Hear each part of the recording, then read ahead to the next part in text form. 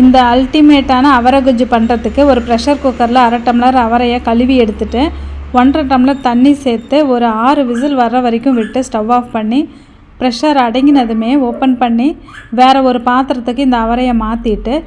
மறுபடியும் stove on பண்ணி இதே ப்ரெஷர் குக்கர் வச்சுட்டு 1 டேபிள் ஸ்பூன் கடலெண்ணெய், 1/2 டீஸ்பூன் கடுகு, 12 சின்ன வெங்காயம் உரிச்சதை முழுசாக போட்டுக்கிறேன், 1 வரமிளகாய்,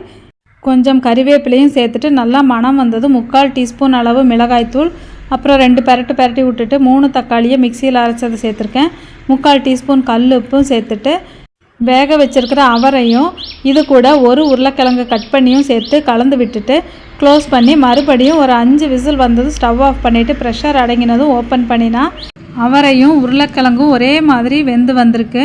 இந்த ஸ்டேஜில் க்ளீன் பண்ணி வச்சுருக்கிற கொத்தமல்லி இலையும் தட்டி வச்சுருக்கிற 4 பல் பூண்டையும் சேர்த்து நல்லா மிக்ஸ் பண்ணி விட்டுட்டா நமக்கு அருமையான டேஸ்ட்டில் ஒரு சிம்பிளான அவரை குஜ்ஜு ரெடி.